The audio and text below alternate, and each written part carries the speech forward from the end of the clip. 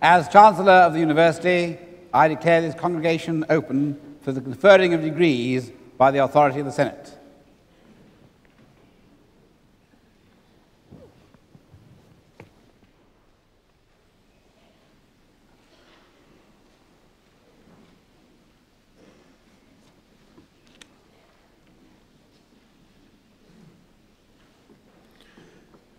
Mr. Chancellor, Chairman of the County Council, ladies and gentlemen, guests of the University, but particularly, of course, this morning, a welcome to this occasion to the graduands, those of you who will, in a few minutes, be receiving your degrees, because this is obviously very much your day.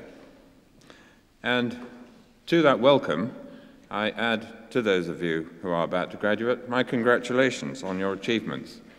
This is a time to celebrate those achievements and to do so in the presence of members of your family and many of your friends.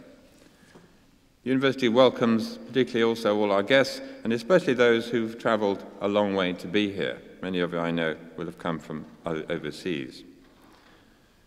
Those of you who've studied in this university over the last few years, whether actually in residence on campus or at a distance, will be taking degrees from an institution which traces its origins back to 1921, when the University College in Leicester was founded. It was created particularly as a result of a group of local Leicester citizens who felt that it was high time that Leicester had an institution of higher education. In particular, they thought the time was appropriate following the 1914-18 war, when, of course, so many young people had been killed, particularly young men, and it was therefore right that they, as a kind of memorial to those people, they should be a higher education institution.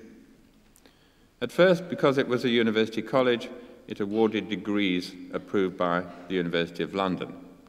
But in 1957, the institution received a royal charter to create it as an autonomous independent university. Of course, over those nearly 80 years, there have been many changes, and particularly a very large growth. In the first intake in 1921, there were only 9 students. They were all women. By the end of the 1939-45 war, that number had increased to 90 students in residence. By the time the charter was awarded in 1957, there were 900. Now we have nearly 9,000 students resident on campus full-time, and a total registration of about 15,000, the others being part-time, or of course a very large number of students taking courses through distance education. In fact, there's been, over the last 10 years, a major change in the composition of the university from being a very predominantly undergraduate university to one in which, of the total of 15,000 registered, there is a majority now of graduate students. At this congregation, in addition to your own graduation, you will be joined by 3 individuals who have achieved distinction in various ways and whose achievements will be recognized by the university by the award of honorary degrees.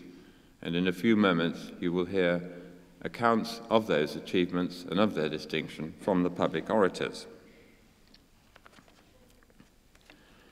This ceremony, with its rituals and its robes, provides a sense of continuity with many other degree ceremonies happening throughout Britain around this time, and indeed throughout the world. And much more than just the geographical commonality, there is the historical change as well, the historical chain that takes us right back in these traditions to the great medieval universities created in Europe as much as 900 years ago when the University of Bologna was founded. So it means that you will in fact be joining, in a sense, a community of scholarship. The ceremony begins with the award of the honorary degrees. And as I say, you will be hearing about the achievements of these individuals from the public orators, followed by the award of the degrees to those of you who've been studying for Leicester University degrees in the last few years, and then finally the Chancellor will address the congregation. So it's a great pleasure for me to welcome all of you here today. This is a time for celebration, a time for really enjoying the successes of your achievements, and I hope that all of you and all the guests here will have a thoroughly enjoyable day. Thank you very much.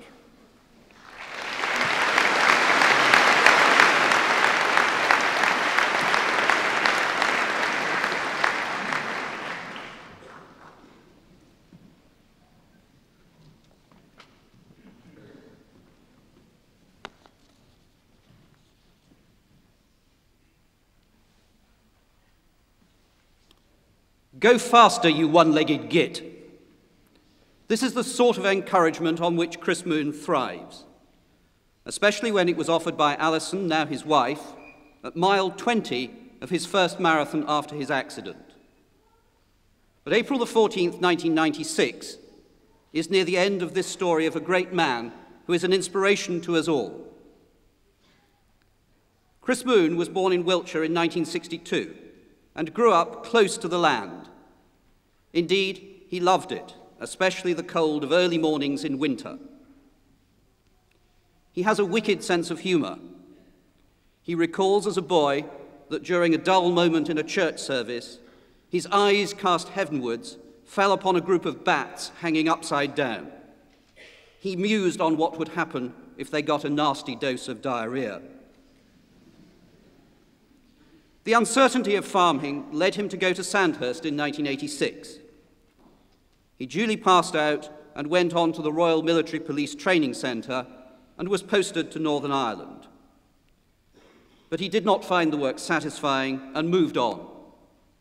He joined HALO, the Hazardous Area Life Support Organisation, an organisation dedicated to the removal of mines, founded by Lieutenant Colonel Colin Mitchell, a man revered by all who worked for him. 1993 saw Chris Moon posted to Cambodia, where the objectives were to train demobilized Cambodian soldiers to clear mines, to identify and prioritize areas for clearance, and to supervise the clearance operations. Chris loved the work and continued his love of running in the tropical humidity of Southeast Asia. On the 10th of June 1993, he and his team were kidnapped by the Khmer Rouge. The account of the 3 days which followed in his autobiography, One Step Beyond, is riveting.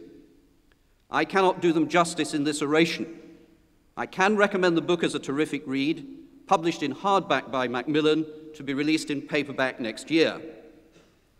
What shines through this account of the kidnap is Chris Moon's determination, resourcefulness, and most of all, deep concern for the safety of his Cambodian colleagues rather than for himself.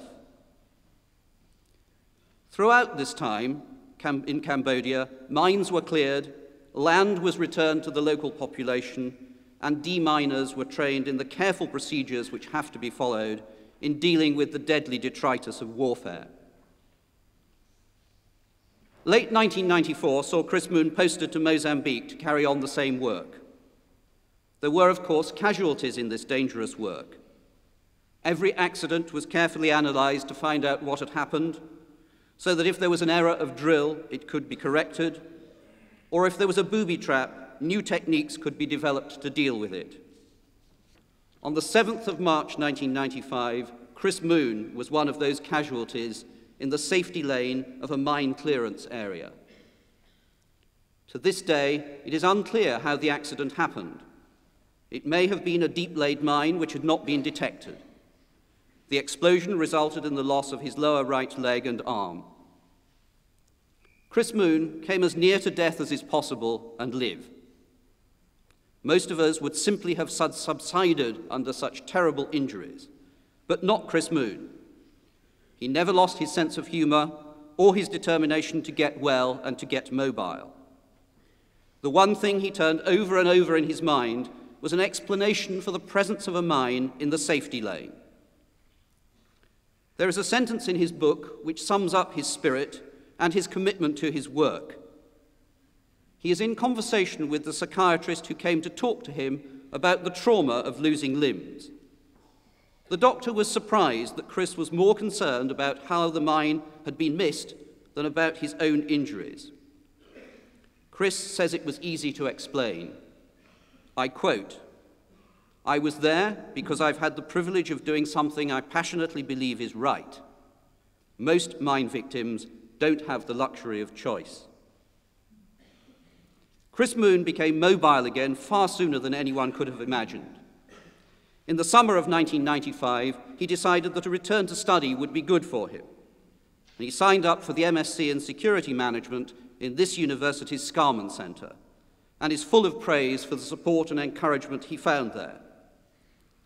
But Chris Moon needed more than the challenge of study. He wanted to run again.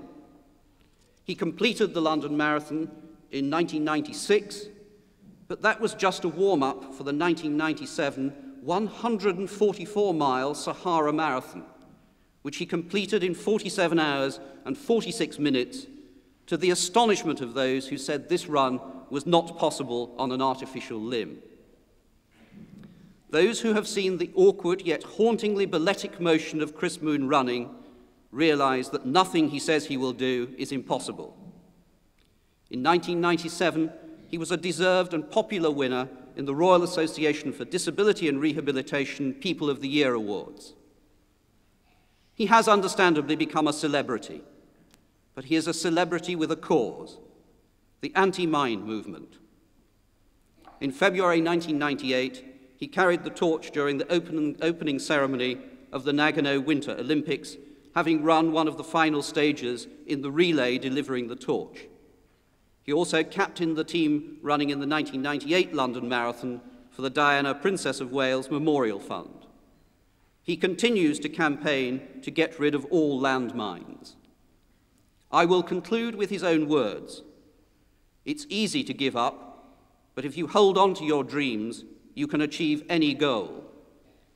Mr. Chancellor, on the recommendation of the Senate and the Council, I present to you Christopher Moon, that you may confer upon him the honorary degree of Master of Laws. I admit you the degree of Master of Laws. We welcome you among us. Congratulations. Thank you, sir.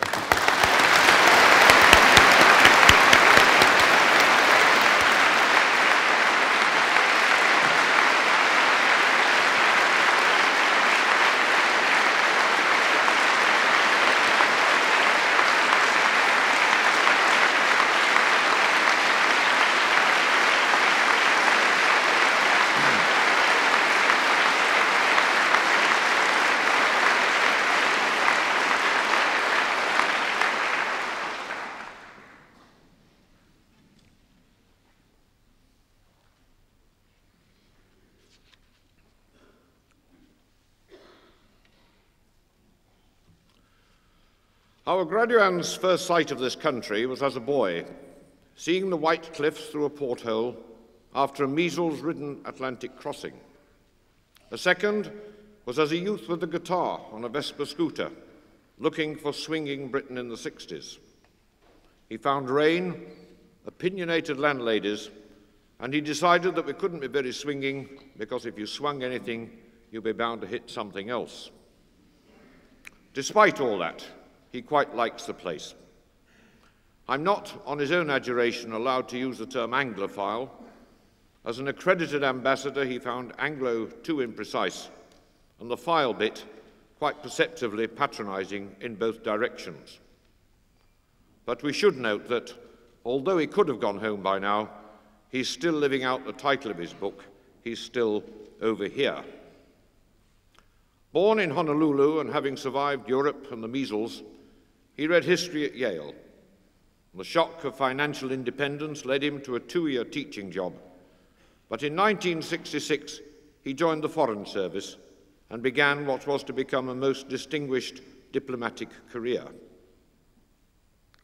After a brief spell looking at visa applicants and escorting visitors to Expo 67 in Canada, and diplomatically refraining from making any of those jokes which Americans are prone to make about that country, our graduand was dispatched to Kenya to serve as political officer, concurrently serving as vice consul in the Seychelles. The former was interesting, but obviously the latter was not without its charms. the delights of watching the then British governor being driven in his roles on a daily basis from house to gate to inspect an empty visitor's book and back again, caused our vice-consul often to miss the weekly seaplane back again. But I guess that is the last time Raymond Seitz missed the bus. The next posting to Zaire as principal officer was a much less comfortable one, indeed dangerous at times. He was recalled to the US State Department in 1972 to work as director of the Secretariat staff under Henry Kissinger, who at about this time observed, "There cannot be a crisis next week. My schedule is already full." And he followed this as Special Assistant to the Director General of the Foreign Service. If our graduand ever thought that the higher reaches of diplomatic service involved a daily drive to inspect an empty visitor's book, this illusion was to be shattered. The congregation hardly needs reminding that these years of central and serious responsibility included the end of the Vietnam conflict and all its repercussions, a crisis in the Middle East, problems with the Soviet Union, Watergate, and plainly, as a shuttle diplomat, Raymond Seitz was no longer simply an historian, he was making history. From 1975, the story is one of our graduand going backwards and forwards across the pond. But there was no backwards in his career, or indeed in the service he gave to his own country and the courtesy he afforded ours.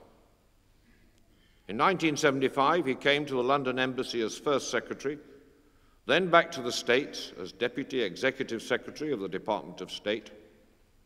Having seen off Secretaries Vance, Muskie and Haig in a remarkably short space of time, he himself became first Deputy Assistant Secretary for Public Affairs and then Executive Assistant to the Secretary of State. In 1985, and all of this in the company of 2 dogs duly quarantined and an increasing family, it was back to London to what was then the senior post in the embassy for a career civil servant as Minister. Back again to Washington in 1989 as Assistant Secretary of State for Europe and Canada, still with his patient entourage, and just in time to catch the Round Table Conference in Poland, along with all the issues such as German unification following the breakup of the USSR, as well as the Gulf War. And then, finally, and for a career diplomat uniquely in the American system, he was nominated by the President as ambassador, and he presented his credentials to the Queen in June 1991.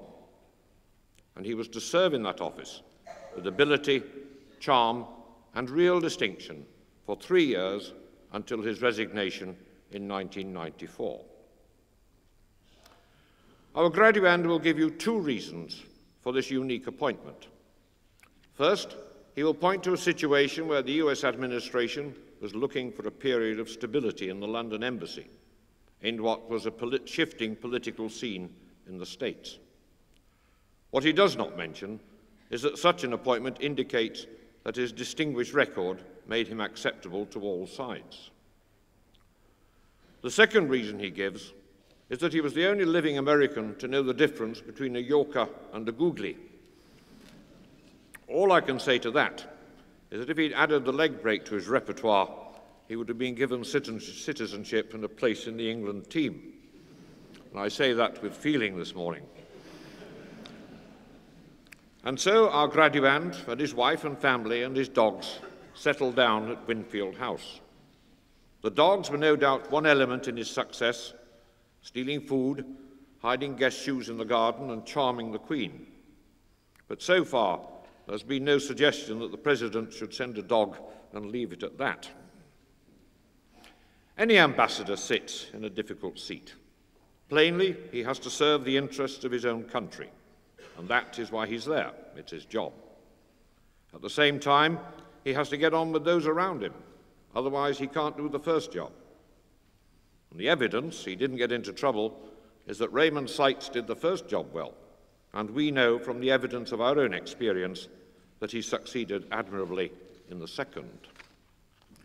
Moreover, he succeeded in the second not just by being terribly nice about the British, rather he was thoughtful.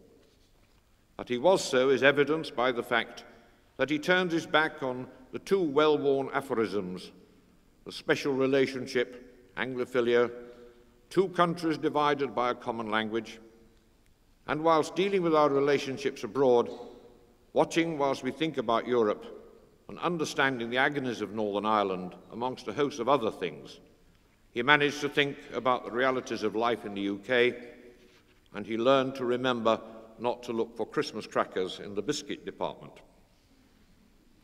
His analysis of all this and his reflections upon the likenesses and the differences are all there to read in his book over here. As he puts it, the Americans and the British find each other just strange enough to be exotic and just familiar enough to be comprehensible, so we never hesitate to comment on each other. And he does just that, at times with worry, at times critically, but always with articulacy, accuracy, and above all, affection. And he's still over here. He left the service to move into banking and is now a vice chairman of Lehman Brothers. But as well as pursuing a second commercial career, he continues to serve us as a trustee of the National Gallery and the Royal Academy. He expresses his passion for the visual arts and especially architecture by working for the World Monuments Fund, an organization dedicated to the preservation of sites and monuments at risk. And he writes and broadcasts. Today we recognize his energy, skills, and goodwill, which have contributed so much to that exotic but familiar relationship, and to the way in which his stay here has put the lie to the character in Ustinov's Romanoff and Juliet, who said a diplomat these days is nothing but a head waiter who's allowed to sit down occasionally. Not only has he been more than a head waiter, I don't think that we've allowed him to sit down. His home is in Notting Hill, and he has a house awaiting him in Charleston. But, sir, you are welcome here as long as you care to stay. Oscar Wilde said that when good Americans die, they go to Paris. Even better ones might consider Britain. Mr. Chancellor, on the recommendation of the Senate and the Council, I present Raymond George Hardenberg Seitz that you may confer upon him the honorary degree of Doctor of Laws. I admit you the degree of Doctor of Law. We welcome you amongst us. Congratulations.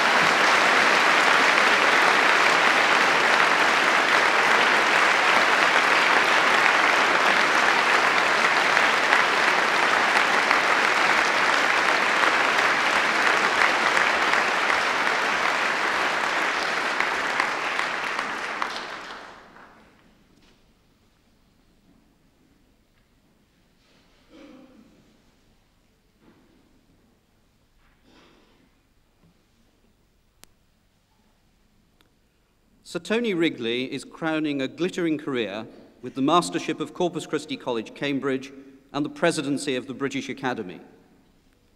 He is the son and grandson of Unitarian ministers, and like many of his generation, experienced rural life during World War II as an evacuee from Liverpool. He went up to Cambridge in 1949 and read both parts of the history tripos, in which he took a first. This enabled him to stay on for a fourth year to read for the geography tripos.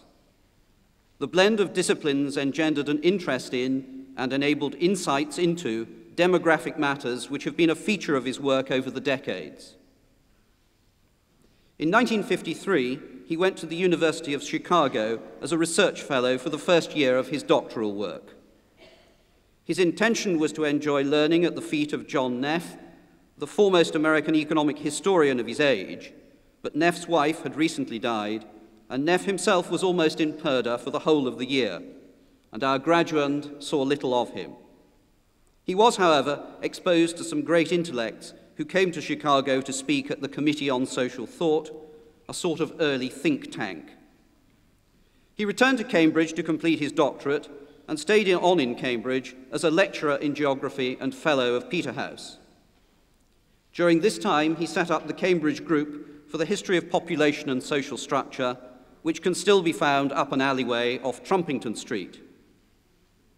Perhaps it was our graduante's interest in matters geographic which have caused him to have a confidence in spatial relationships. Many years ago, when he and his family were driving down a quiet country road, there was a discussion of how wide the road was. Our graduand observed that it was wider than it appeared, and was at least twice as wide as he was tall. The other occupants of the car thought not. Being a good empiricist, Sir Tony stopped the car, got out, and proved that he was right by lying in the road twice. Perhaps we're lucky to have him here today. Sir Tony's work has concerned the seeking of a better understanding of the phenomenon to which the label Industrial Revolution has been attached. Sir Tony is not fond of that label, but is enough of a realist to know that it is now so widely recognized that it would be pointless to campaign for its change. He has applied locational analysis to explore the forces which shaped the Industrial Revolution, and has concluded that we need to go back further in time than many scholars do in order to appreciate those forces. He's no narrow ethnocentric researcher and has explored the contrast between England and its near-continental neighbours. The quality of his scholarship and research was recognised by a fellowship of the British Academy in 1980. In 1981, he wrote with Schofield one of the books in which he takes particular pride, The Population History of England, which examines the relationship between demographic and economic change in this country. By this time, he had been headhunted by Ralph Dahrendorf, the director of the LSE, to become Professor of Population Studies there and to set up a degree in Population Studies. In 1988, he moved to All Souls in Oxford and stayed there for 6.5 years, during which time he took on the office of Academic Secretary, who has responsibility for selecting research fellows to spend time working at All Souls. In 1994, he returned to Cambridge as Professor of Economic History and Master of Corpus Christi College. Shortly after returning to Cambridge, he was knighted and believes that his citation for services to historical demography is unique. He served as chairman of the Economic History Society from 1995 to 1997 and resigned his Cambridge chair when appointed as president of the British Academy in 1997. Sir Tony has always enjoyed engagement with many things and new challenges. He has undertaken administration in addition to his research and writing, the surface of which has only been scratched in this oration. Such dedication leaves little time for outside interests. But our graduand lists gardening and violin making as his hobbies in his Who's Who entry. His home in Cambridge has a large garden, and he has never employed a gardener, but does not claim to be a specialist gardener. I was intrigued by the violin making and asked Sir Tony how many violins he had made. He replied, "Just one." I wondered whether I'd stumbled across someone like the retired Indian colonel who had listed reading among his interests. When questioned about this, the colonel replied, "Read a book once, White Fang. Damn fine book, never saw the point in reading another."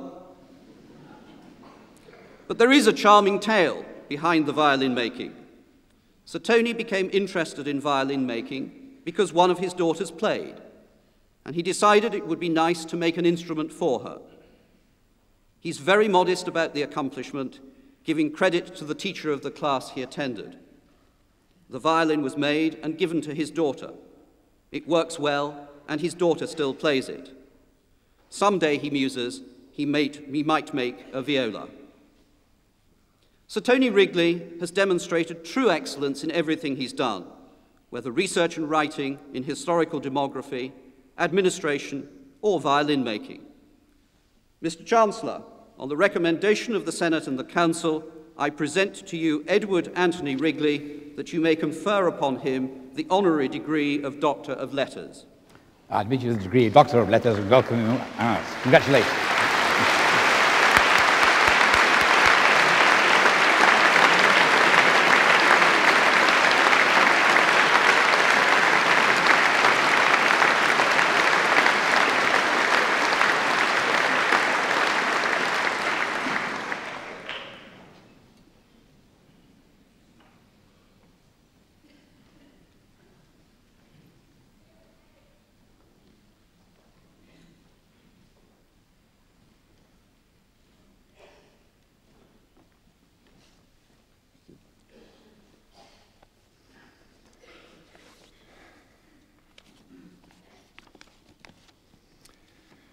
It is a double privilege for me to receive this degree and then offer a few words on behalf of the honorary graduands, though I do feel a little presumptuous speaking for my two outstanding colleagues. First, let me say how pleased I am to be associated with you graduates today and to become part of this distinguished university. My parents would not believe I'm standing here in all this academic finery. There was a 17th century English traveler who wrote home, "There are more wonders to behold in America than in all the territory between London and Slough."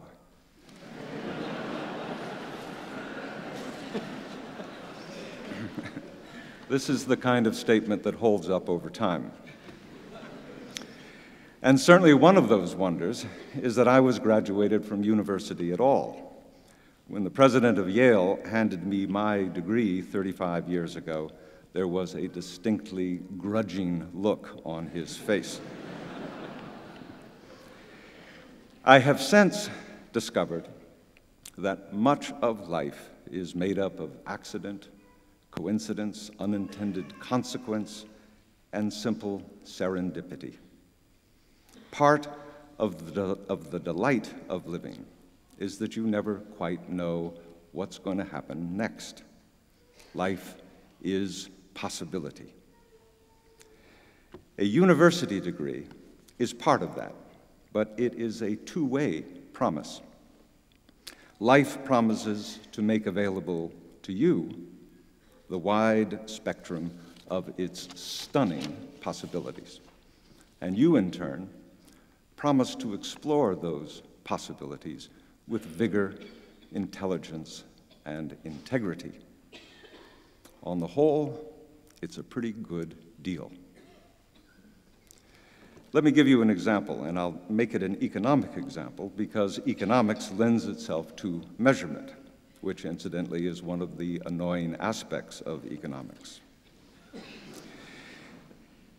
If you look at the United States today, there is a disturbing accordion effect in the national income. It seems that proportionately the rich do indeed get richer and the poor do indeed get poorer. The trend line is not so very different in the United Kingdom, nor for that matter, in the world economy as a whole. Now, the interesting thing is this. The dividing line in the United States between those who have seen their real income increase and those who have seen it stagnate or decline has nothing at all to do with race or religion or region or gender. The statistical dividing line is simply whether you have a university degree or not. And this is even more true today because we live in an increasingly downloading, interneting, channel surfing, megabyting world. Of course, these observations point up something more. Life is unjust.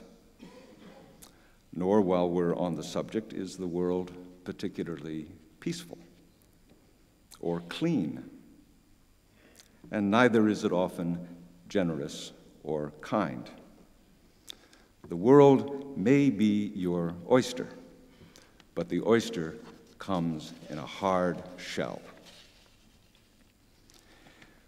All of this rolls out in front of you, the good and the bad, the right and the wrong, the time and the space, and you now stand at the threshold of possibility.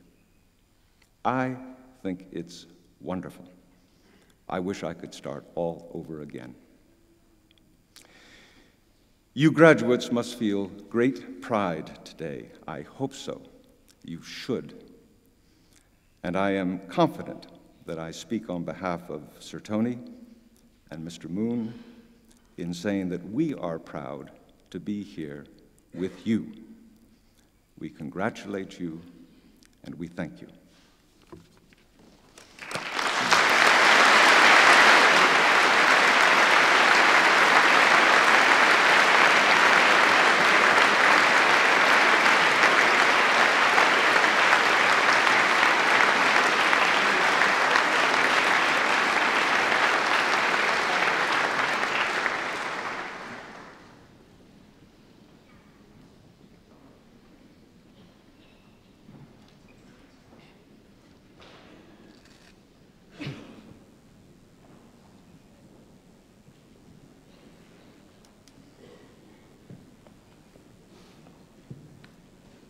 The graduands in the Faculty of the Social Sciences will be presented by the Dean, Professor Pyle. Will all graduands in the faculty please stand?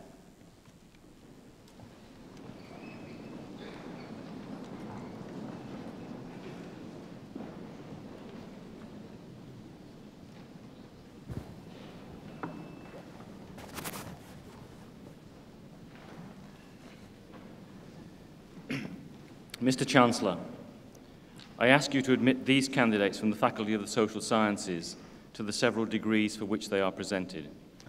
Graduates of the Faculty of Social Sciences, by the authority of the Senate, I admit you to the several degrees which you are presented.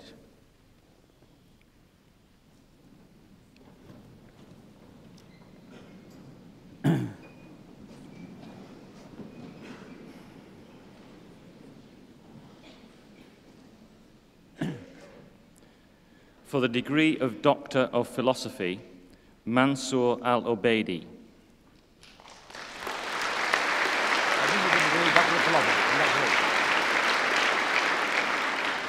Bob Carter.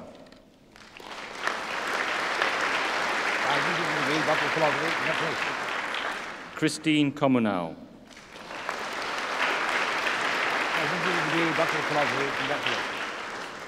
Lucy Fair.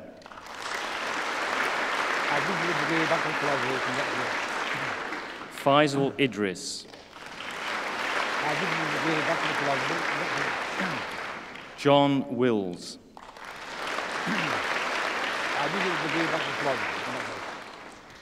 For the degree of Master of Arts in Child Protection Studies, Guy Brunton.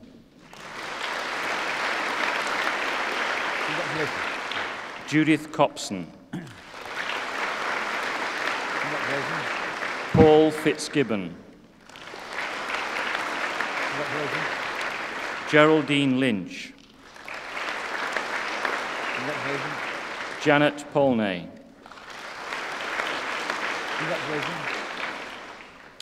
For the degree of Master of Arts in Criminology, Grantley Haynes.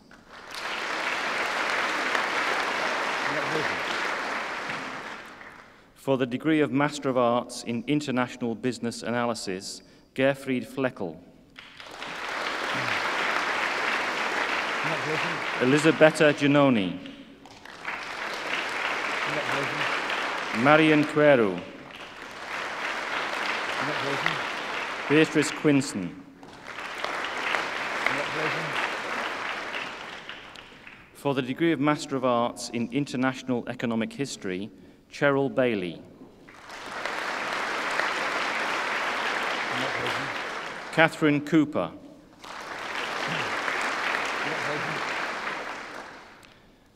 For the degree of Master of Arts in Mass Communications, David Altier.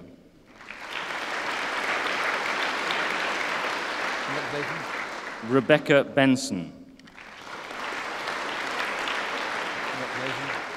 Timothy Bourne. Marta Hendricks. Robert Hughes. Tessa Hyams. Emmanuel Kehoe. Protasius Dawendapo.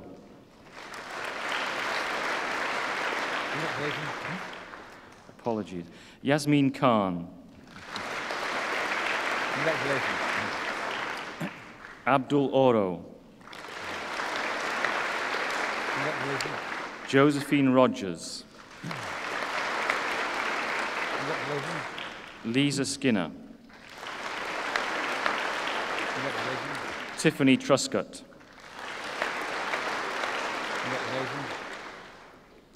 For the degree of Master of Arts in Public Order, Hong Kong, Ivy Chan.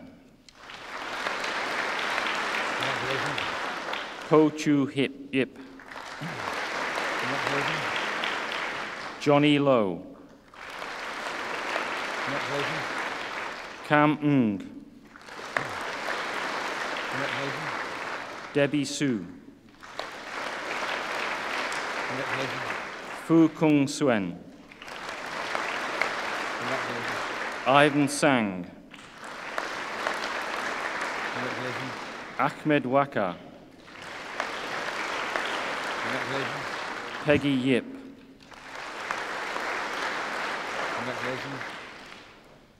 For the degree of Master of Arts in Social Work, Anne-Marie Ali. Anita Bradley. Sam Bryden.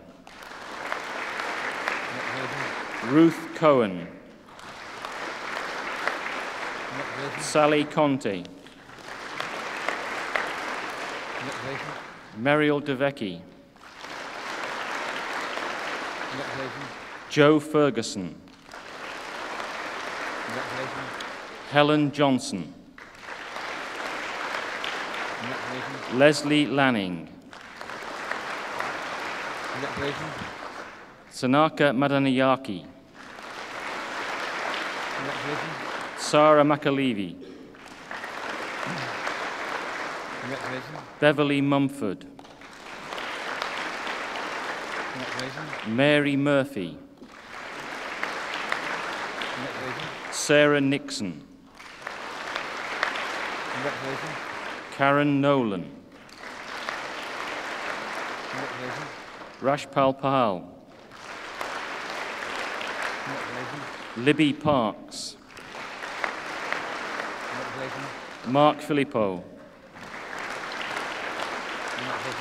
Lee Quinn. Joanne Rist. Susan Rowland. Pamela Sampson. Sue Taylor. Sarah Webb. Kenrick White.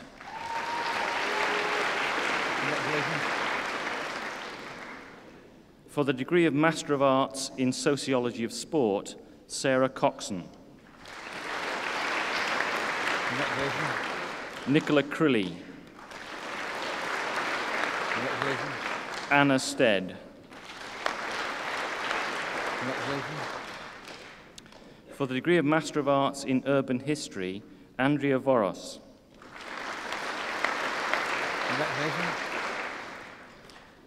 For the degree of Master of Business Administration, Nina Abraham. Casimiro Amato. Suk Yan Chan. Chi Chung Chang. Kuo Ying Chang. Rong Chuan Chang. Chun Li Chun. Chian Chung.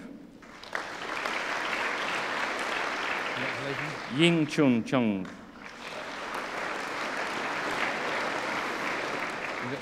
Ming Chang. Ronald Chung. Bean Chow. Po Chuang. Fang Chin Chung. Lionel Devell. Gary Gilby. Lei Guo. Neil Hall. Congratulations. Yep Hao, Congratulations. Chen Sing Ho, Congratulations. Chi Yuan Chao, Congratulations. Jung Shung Chu, Congratulations. Ann Johnson, Congratulations. Ihab Kashur, Congratulations. Jamna Kathirezu, Congratulations. Chai Ku, Congratulations. Yu Li, Congratulations. Yu Xiu Lian, Congratulations. Fang Lin Lin, Congratulations. Chung Xiong Liu, Congratulations. Jessen Liu, Congratulations. Mung Sin Liu, Congratulations. Xu Ying Liu, Congratulations. Yi Sin Liu, Congratulations. Christopher Lauren, Congratulations. Mei Yu Lu, Congratulations. Masinati Maramaholo, Congratulations. Adamu Naya, Congratulations. Lena Pamphile, Congratulations. Timothy Petch, Congratulations. Narong Pridanan, Congratulations. Raphael Raviv, Congratulations. Michael Rocket, Congratulations. Rizvan Sawa, Congratulations. Lucky Silvesia, Congratulations. Paul Simpson, Congratulations. Geek Tan, Congratulations. Jik Tan, Congratulations. and Balagan Thangaraja, Congratulations. Stephen Tok, Congratulations. Chung Lin Wang, Congratulations. Gang Wang, Congratulations. Ho Wang, Congratulations. Robert Williams, Congratulations. Tal Winter, Congratulations. Kin Cheong Wong, Congratulations. Wun Wu, Congratulations. Li Yue Wu Li, Congratulations. Sophia Shu, Congratulations. Yoshiko Yamada, Congratulations. Tsuyoshi Yamamauchi, Congratulations. John Yang, Congratulations. Li Ching Yang, Congratulations. Jackie Yi. Congratulations. For the degree of Master of Business Administration, Finance, Saad Ahmad, Congratulations. Rihan Ahmed, Congratulations. Kwamrul Hassan, Congratulations. Udaya Indratharan, Congratulations. Janice Koh, Sue Lam, Samuel Muindi, Congratulations. Isaac Osei Kwame, Congratulations. Safraz Rizvi, Congratulations. for the degree of Master of Business Administration for Women, Fiona Berry, Congratulations. Rositza Costa, Congratulations. Wendy Steele.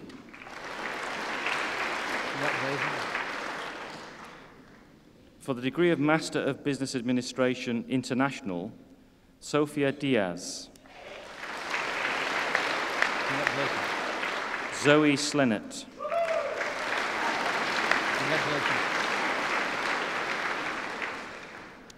For the degree of Master of Business Administration Marketing, Kit Chung.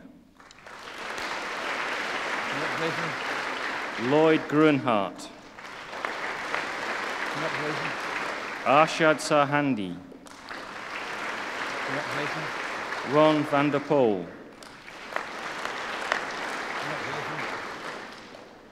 For the degree of Master of Business Administration, University College, Northampton, James Allen. Michael Armstrong. Jeremy Askew.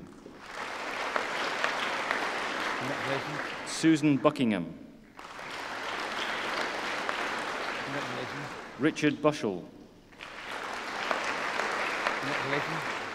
Ronald Dean. Sharon Dethridge. Paul Evans. Stephen Fieldsend. Tim George. Richard Hare. Paul Jenkins. Joy Lysenko. Richard Monk. Colin Munford. Glenn Page. Rakesh Shah. Kevin Shooter. John Simeons. Ian Wilkinson. Roberto Zandona.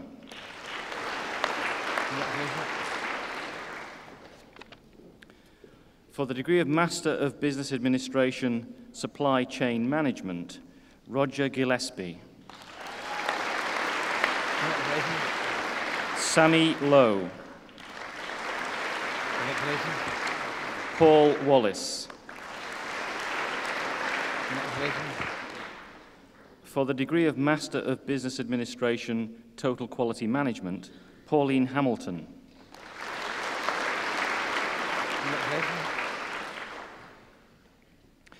For the degree of Master of Science in Criminal Justice Studies, Anna Maria Bradshaw Murray. Paul Broadbent. Graham Burrows. Mark Arno Hartwig. Pamela Helms. Michael Kennedy. Stanley Lopez. Valerie Mitchell-Clark. Maureen Spencer. Catherine Wall. For the degree of Master of Science in Finance, Alain Boxhammer.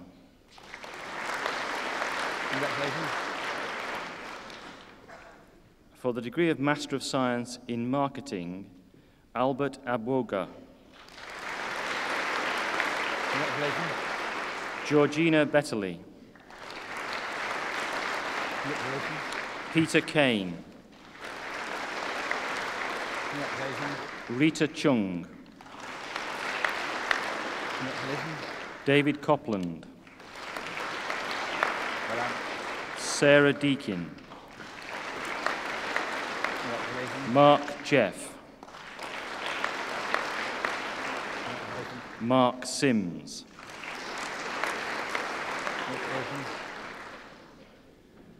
For the degree of Master of Science in Risk, Crisis and Disaster Management, Alan Bonner.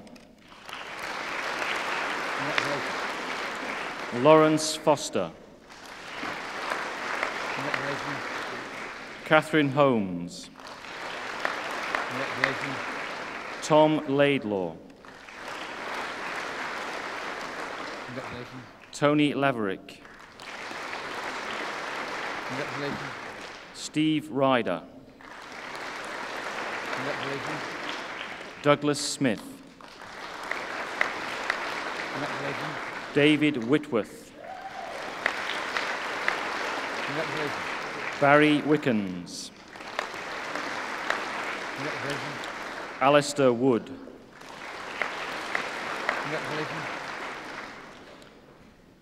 For the degree of Master of Science in Sociology of Sport and Sports Management, Sigal Bakochba. Elizabeth Erskine. Imogen Firth. Ian Moyer. Catherine Neal. Lindy Smales. John Smith. Ian Taplin. Gary Toe. Catherine Wallace. Lawrence Wong.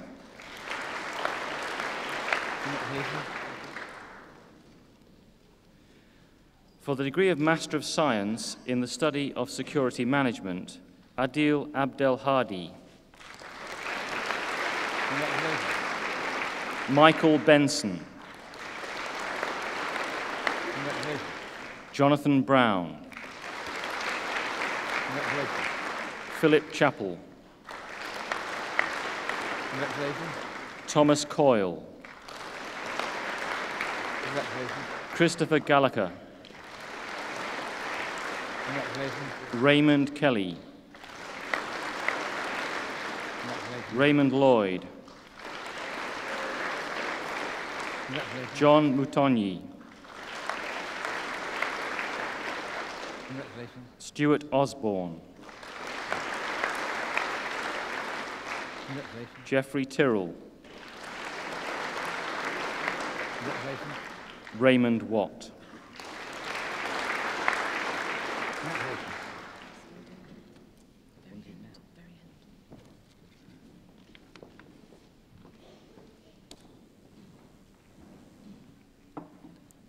Mr. Vice-Chancellor, for the degree of Bachelor of Arts in Business Studies, University College, Northampton, James Cartwright.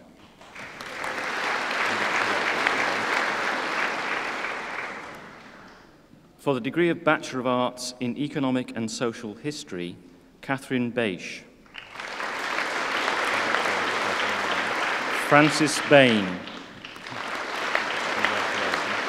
Antonia Beebe. Stephen Brearley. Well done. Angela Brennan. Congratulations, well done. Richard Broadhurst. Congratulations, well done. Ian Brown. Congratulations, well done. Emma Buttrick. Congratulations, well done. Claire Chapman. Congratulations. Tim Corcoran. Congratulations. Vicky Corker. Congratulations, well done. Jeremy Cox. Congratulations, well done. Mark Dinsdale. Well done. Sean Duggan. Congratulations. Kirsty Dutton. Congratulations. Emma Green. Congratulations. John Hall. Well done. Philippa Hall. Congratulations, well done. Melissa Hogg. Congratulations. Kate Horton. Congratulations, well done. Paul Humphreys. Congratulations. Adam Hurd. Well done. James Hilton. Congratulations. Caroline Jenkins. Congratulations. Matthew Jones. Congratulations. Julie Keller. Congratulations. Clive Kentish. Congratulations. Well done. Victoria Laughlin. Congratulations. Andrew Layton. Well done. Adrian Leonard. Congratulations. Catherine McGonnell. Congratulations. Well done. Rosalind McWilliams.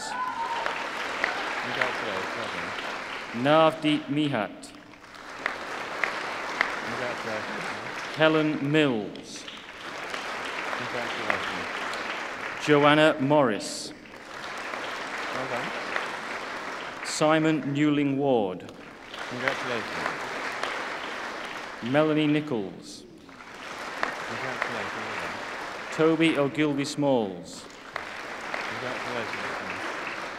Alison Orton. Congratulations. Well done. Mark Perkins. Congratulations. Well done. James Phillips. Congratulations. Well done. Nicola Pink. Congratulations. Alison Plum. Congratulations. Well done. Teddy Seguera. Congratulations. Andrew Smith. Well done. Mark Smith. Congratulations. Natalie Sunley. Congratulations. Well done. Rebecca Sykes.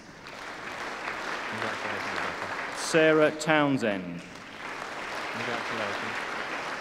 Luke Wainwright. Congratulations. Well done. Louise White.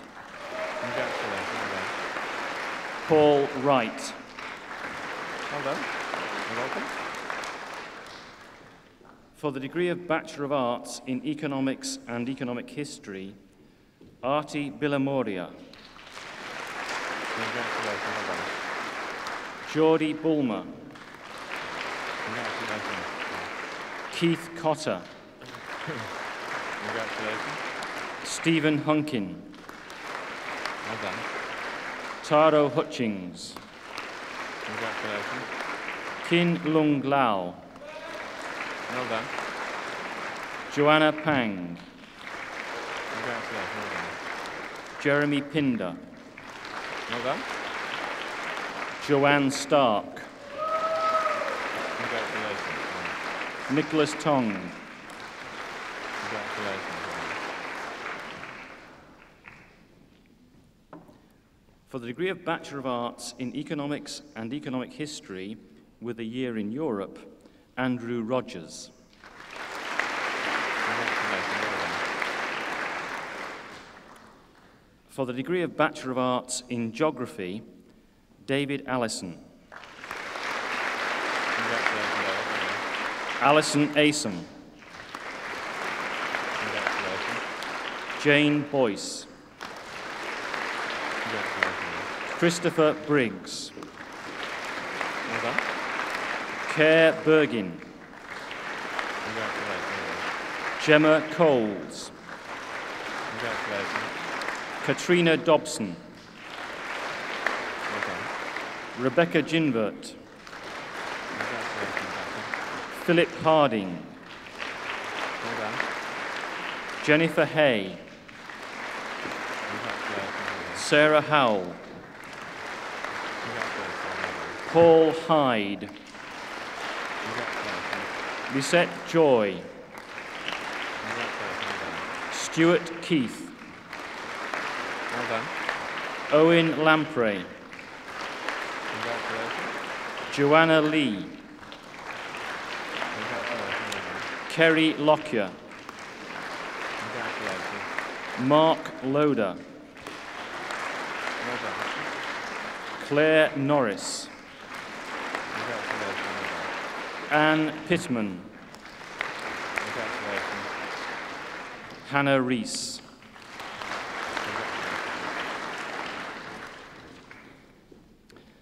For the degree of Bachelor of Arts in Geography and Economic and Social History, Catherine Josling.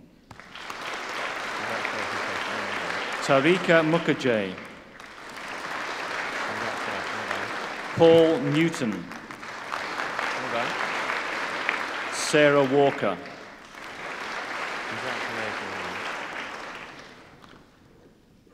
For the degree of Bachelor of Arts in Politics, Neil Aldwood. Seema Arif. Katie Borman. Paul Bramley. Matthew Brickcliffe. Alan Brown. Natalie Chalk. Andrew Davies. Andrew Dennis. David Edwards. Glenn Fairhall. Peter Fielding. Rachel Fraser. Iorwerth Griffiths.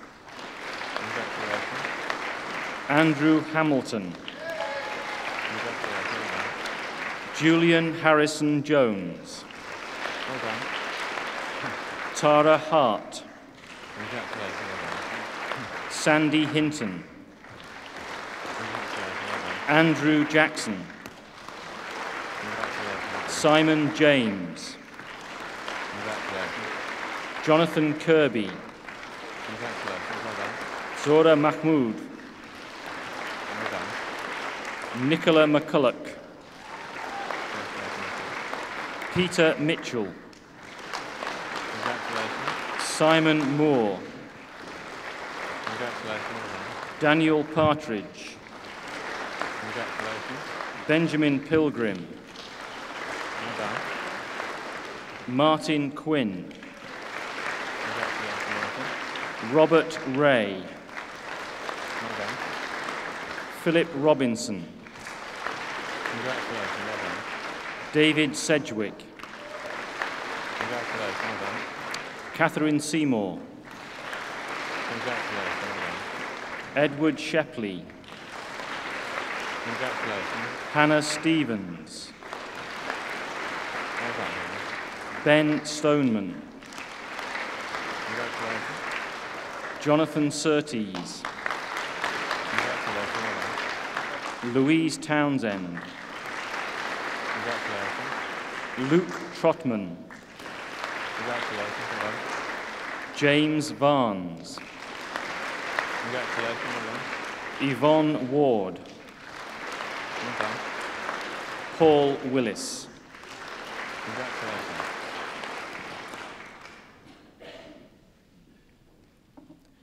For the degree of Bachelor of Arts in Politics and Economic and Social History, Jennifer Cook.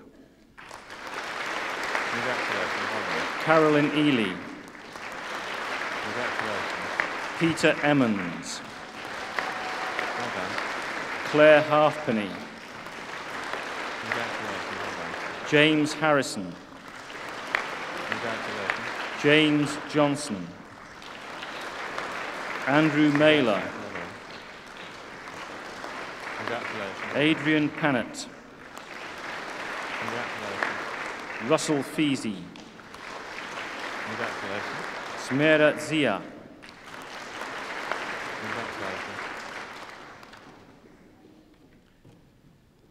For the degree of Bachelor of Arts in Sociology, Amanda Barrett. Keith Brooker. Chelsea Coleman Wood. Ifsal Dalawar. Jodie Dusquick. Joanne Flannery. Louise Humble. Toby Hurd. Faref Javid. Roland Kelly. Congratulations. Stuart Kenworthy. Congratulations. Gershran Lyle. Congratulations. Jane Mooley. Congratulations. Richard Oliver.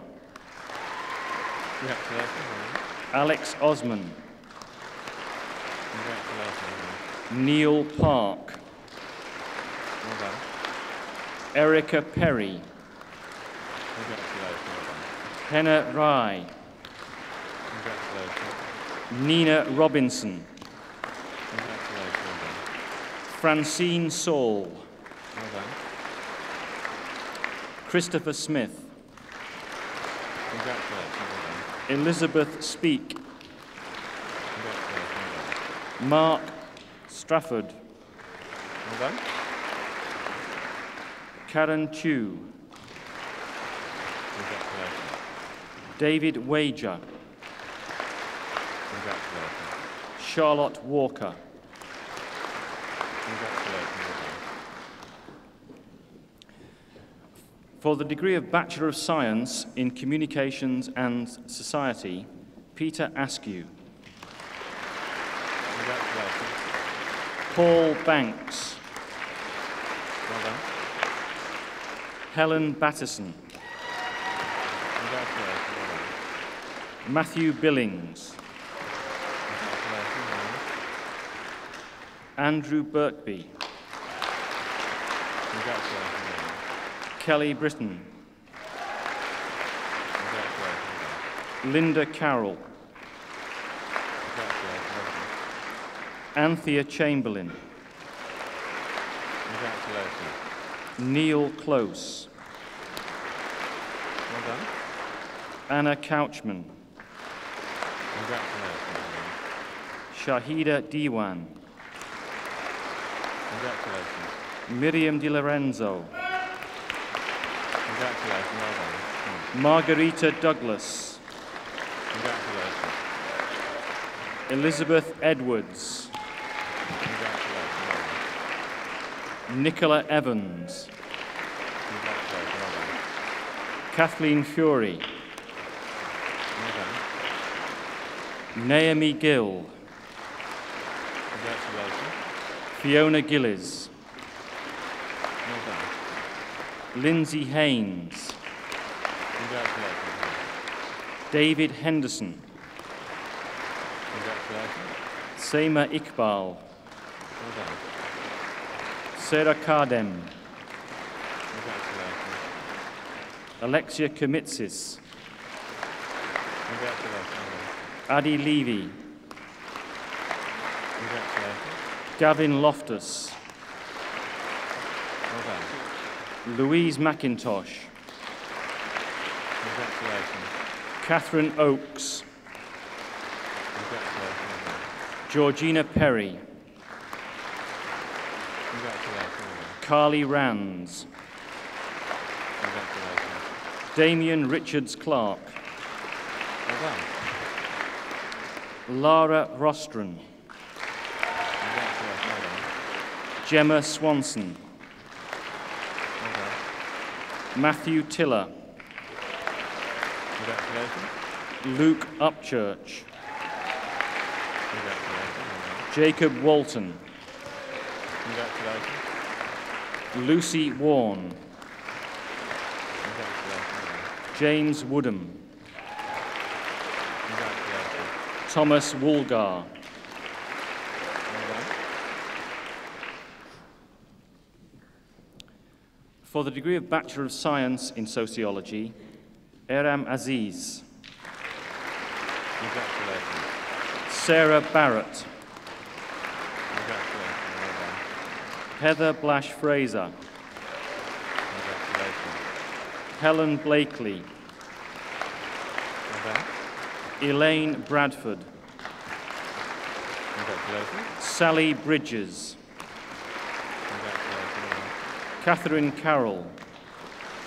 Congratulations. Stacey Carter. Well done.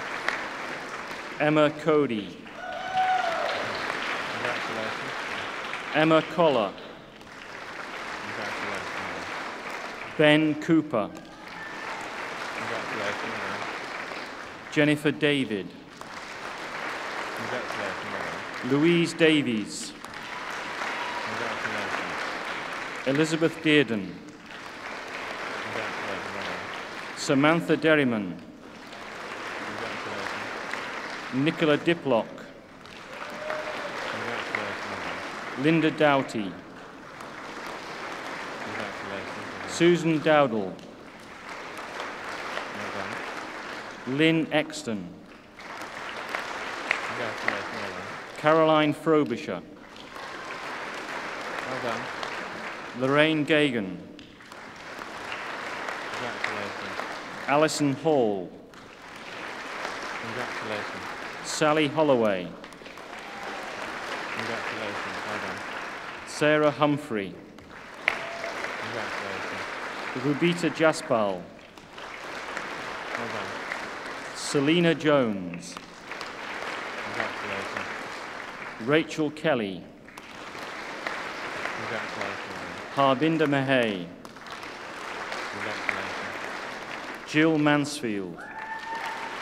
Congratulations. Gavin Mapston. Congratulations. Joanne Mason. Congratulations. Bhavisha Mistry. Okay, well done. Ikao Monet. Well done. Anya Morrison. Congratulations. Lindsay Munnelly. Congratulations. Andrew Nash. Well done. Layla Northern. Congratulations. Benjamin Perrott. Well done.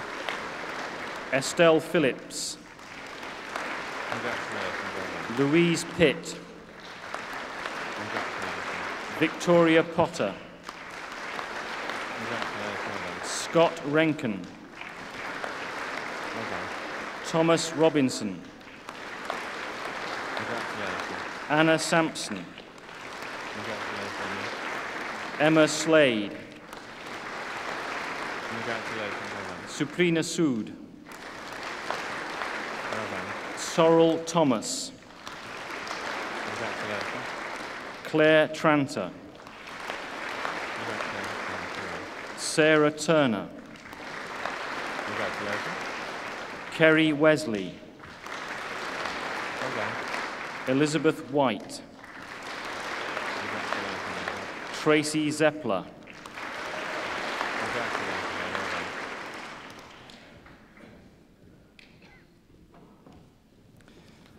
For the degree of Master of Science in Political Research, Joseph Oni Ikwekwe. Congratulations. Well done.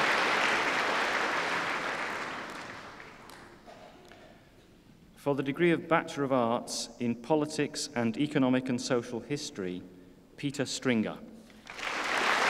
Congratulations. You got two girls or a son?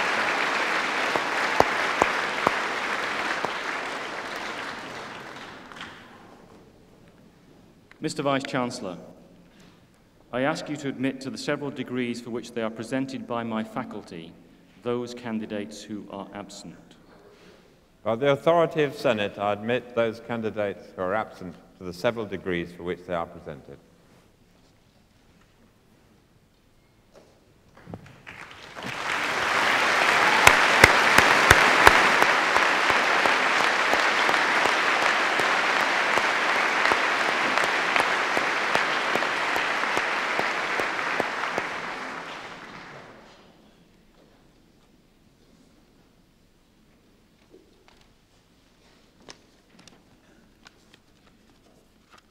Let me begin by congratulating our new honorary graduates.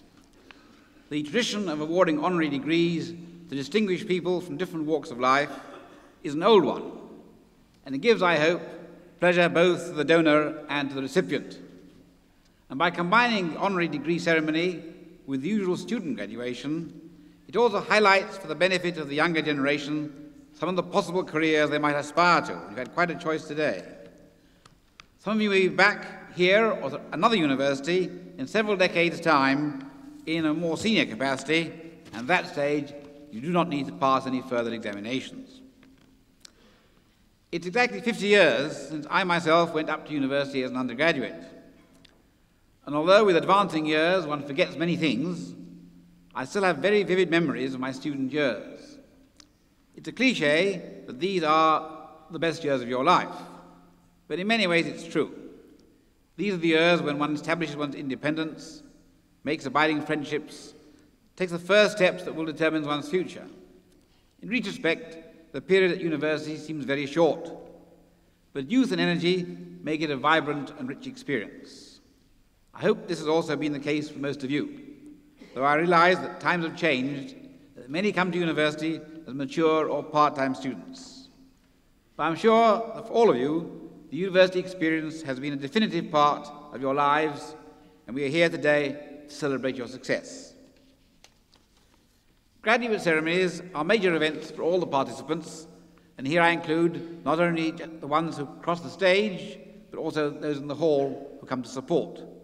The family and friends of those graduating will have played an important part over the years by providing support and encouragement, moral, emotional, and financial. This graduation is their reward also, and the cheers from the hall at various stages seem to indicate that they've enjoyed the experience. For the past few years on these occasions, I have inevitably referred to the approach of the 21st century and to the new era that we'll be entering. This is now upon us. This is the last summer graduation at Leicester of the 20th century. And although, as a mathematician, I realize that round numbers have only a symbolic significance, it so happens that the world really is undergoing a major transformation that will affect all our lives. If we look backwards and forwards a few years, we can see extremely rapid changes in society. At one level, this is most obvious in this country in the explosive growth of higher education. Over 30% of each age group go on to university, and the numbers look set to grow much further.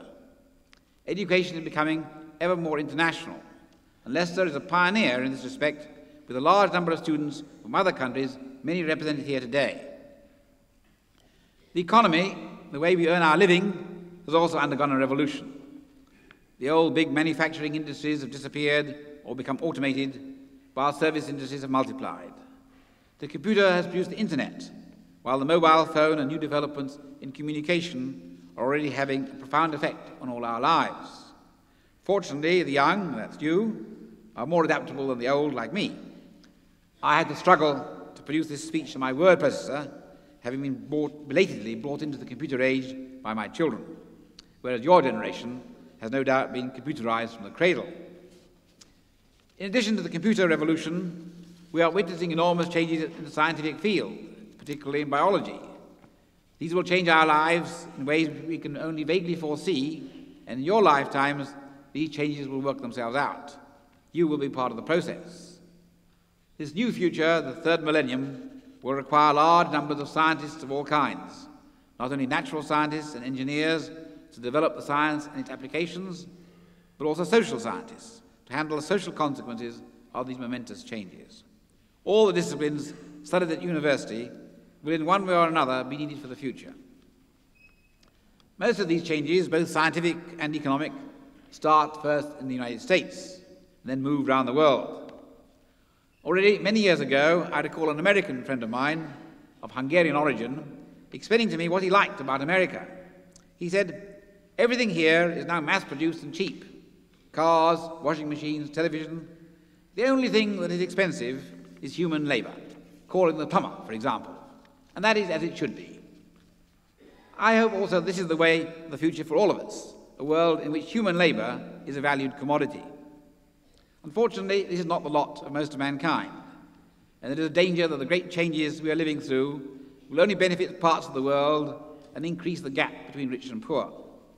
While Europe, North America, and parts of Asia have prospered, Africa remains on the whole a sad continent, though South Africa is beginning to show hope of better times. It will be your generation that will determine the future of the world in the next century, and the increasing mobility of people and ideas will, I am sure, see many of you working and living in other parts of the world where you can make your mark. You have an exciting time ahead. Now, so far I've been addressing my remarks to those of you who have graduated today, but I want to say one or two things about a couple of other people who are not graduates. And the first is one of our public orators, Professor Bill Forster, who delivered today his 50th oration. He's retiring at the end of long service in this noble cause, and his oratory has been on view today as it has over many years past. And I'd like, on behalf of all of you, to take this opportunity of thanking him for all his services and wishing a good retirement from that particular role.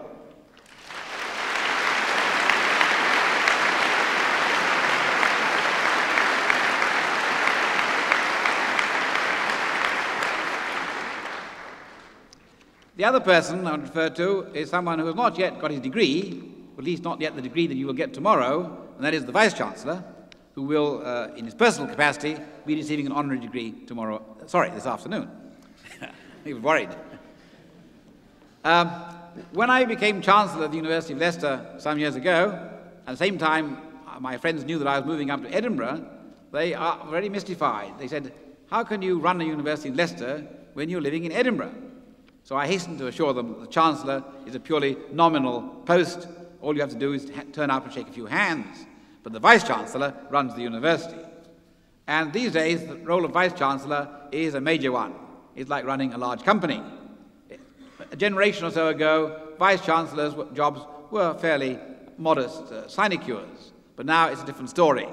The pressures of government, increasing expansion of universities, new courses, financial constraints, these are producing tremendous strains in the system, and Vice-Chancellors have to learn how to cope. And our Vice-Chancellor, Dr. Edwards, has, in his 12 years as Vice-Chancellor, presided over the growth of the university in a remarkable degree. As he mentioned too, the numbers have increased substantially during his time alone. There's been a very big change in both the number of students coming and the nature of courses on offer, and many of you here today are an illustration of that expansion. Just two examples of some of the particular things he's been involved with in recent times. Just recently, it's been announced there will be a new joint medical school between University of Leicester and the University of Warwick. This is a new venture. It will allow for a big expansion in the number of medical students being trained, and he has been one of the prime movers in seeing this through. And it's just been announced, and he'll hand it over to his successor to implement it. The other big achievement he's seen in his time and coming to fruition now is the National Space Science Centre, which is coming to Leicester, of which already parts are here, and in particular the Challenger Centre will be starting shortly here, where you can bring your younger brothers or sisters where they can try practicing their skills at landing on the moon or Mars, very important things for the future where we'll all be going up there. Well, these are just two of the illustrations of what he's been doing. He will, of course, when he retires, not be entirely unemployed. After running the University of Leicester, in retirement, he will run all the universities of Europe. At least that's what sounds his title. He is chairman of the Association of European Universities. So he'll have a big task on his hands. We wish him well in his retirement. Thank you very much.